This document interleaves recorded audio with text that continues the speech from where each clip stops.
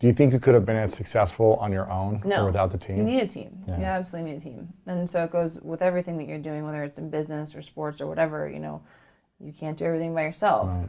So surround yourself by people that will help you. And, my coaches were amazing. I had the best ski technician in the world, Heinz. He literally was just as invested in my success as I was. I mean, when I won, he would cry, That's beautiful. It was great. And, Did you cry too? I cried because he was crying. It was like a thing. I'm like, Heinz, why are you crying? You're making me cry.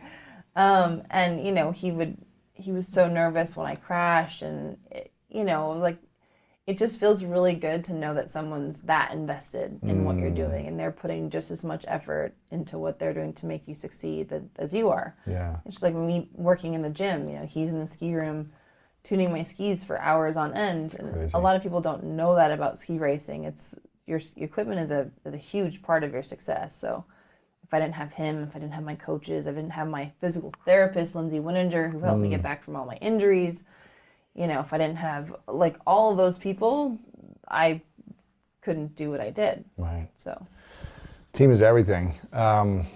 What's the greatest lesson your coach taught you? it was my coach from Minnesota, the 96-year-old. He said, I think it was 10 or 11, he said, I'm fast the way I am, so don't change it. Because a lot of people at that time in my career try to change my technique. Mm-hmm. And even my dad was like, she's not going to succeed if she stays like this. And he's like, no, this is her natural talent. Stay with what you have. Don't try to be someone else. You're fast the way you are. And so I kind of, morphed that into life as well. It's like you are who you are, and that's what makes you special. So stick with it. That's beautiful. That's a good lesson. Right? It's a beautiful lesson. Yeah. And how do you deal now, and how did you deal with negative thoughts? Did they fester for a while? Did you have a technique that allowed you to get out of it into more positivity? What did you do? I think journaling helped, Yeah. Honestly, skiing was the best outlet for me. It's therapy, huh? Yeah, and which was why it was so hard to retire, which is why then, COVID, sitting there with your thoughts, not ideal, but ended up being great. I think social media was at times really difficult, Really? because other people would say negative things about me, and that would kind of creep in. And I wouldn't necessarily always believe it, but it's still kind of, it's like there. It's like a little mosquito, and it's like, annoying do people you. actually think that about me, and it kind of adds a little bit of doubt in there. And it's not always the easiest to get rid of those negative thoughts, but I try to focus on, again, what makes me happy? Why am I doing this? I'm not doing it for other people. I'm doing it for myself. Yeah. And, everyone's going to judge you. There's always going to be people that say bad things about you. But, when the lights are off and you go to bed, it's just you. And are you happy with yourself? And I think that's the ultimate question. If you can be happy with that, then you're good. Who cares what anyone else thinks? Amen to that. There's a great speech by Matthew McConaughey where he talks about his hero is 10 years away from him. He's always chasing his hero. When he won the Oscar, I think it was, he said, I'm always chasing my hero who's 10 years away from me. We talked about your 10-year-old self. You've had a couple of years of transition now. I'm curious, in 10 years from now, where do you see yourself being, and what advice do you wish your 10-year away self would give you right now?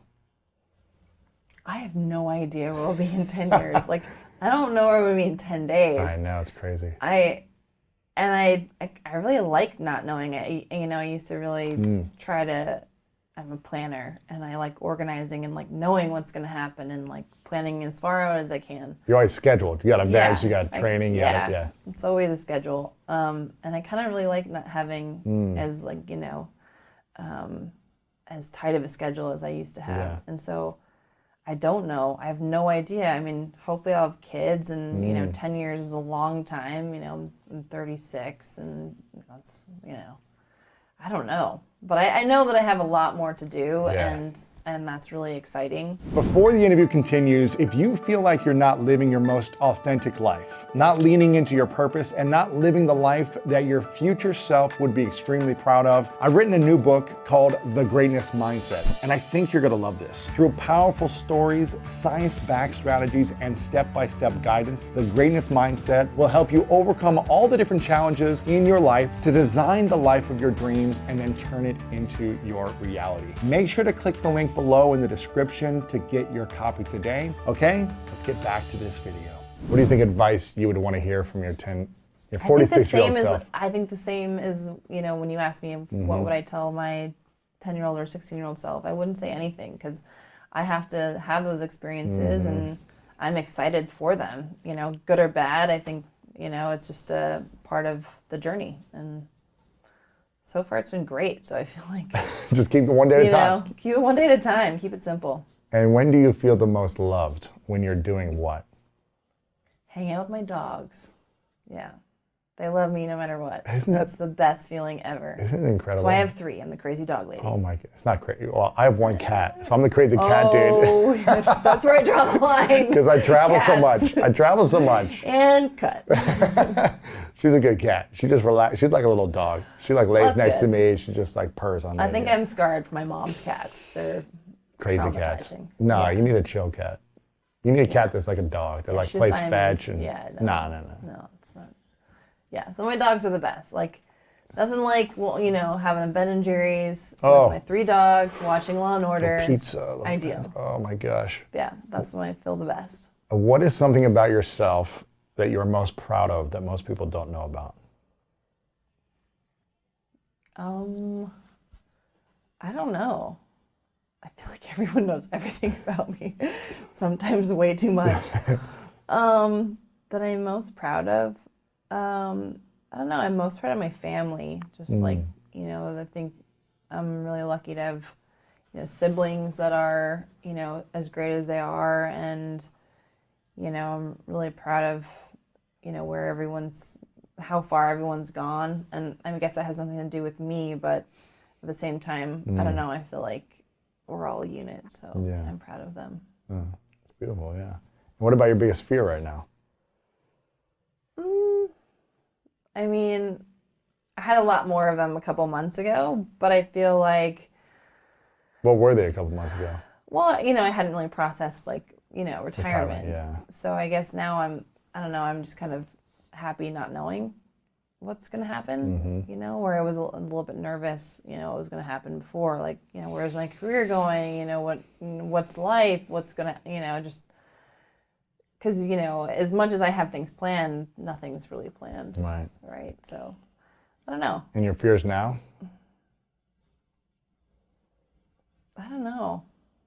I guess it's similar to skiing. Like, I try not to think about I never had fear when I was skiing. And I think I'm finally in a place where I am, like, very present in the moment. That's and beautiful. I'm not thinking about, you know, what could go wrong. I'm thinking about what opportunities are there. That's beautiful. And what is the question you wish more people would ask you, but they don't ask you? How are you doing? How are you doing? Yeah, I'm great. Thank you. Good. How are you? People don't ask you that enough? Like in a general way, like, yeah. You know, it's like, how are you feeling? Like, I don't know. People, it's like, there's greetings. We're like, hey, what's up? You know, how's it going? But it's like, actually, how are you feeling? Like, are you happy? You know what I mean? Like, I have a few people that say that, and those are my friends. Not many people ask you how you're feeling. No. Again, next time I'm at an event and you're by yourself, I know what to do. Exactly. I know what to ask you. Tips. I'm coming up to you. I'm going to ask you how you're feeling. I'm pretty simple. Yeah. But yeah, I think those are really important things. Who is the person in your family that has taught you the biggest lesson? I'm sure they've all taught you something, but what's a lesson that really stands out? Everyone's taught me something. I think, you know, my grandfather and my dad taught me, you know, about toughness and, you know, what it really means to, you know, sacrifice and work hard. And I think those are incredible traits that, you know, not a lot of people have. And like, I have a really good understanding of what it means to sacrifice because they had such a good example for me. Yeah. But I mean, I think my sister Karen really kind of has been, she's just helped me be like a person. And that's A human being. Yeah. I'm like, that's been great. Not the athlete and not the No. competitor or the personality. Right, and that's the one thing I love about my family, which, is why I talk about them so much, is because I'm always me, so they always, it doesn't matter what I do, I'm always, going to be me, and they always treat me like that, and it's just kind of nice to always have that to go back to. I think every injury taught me something.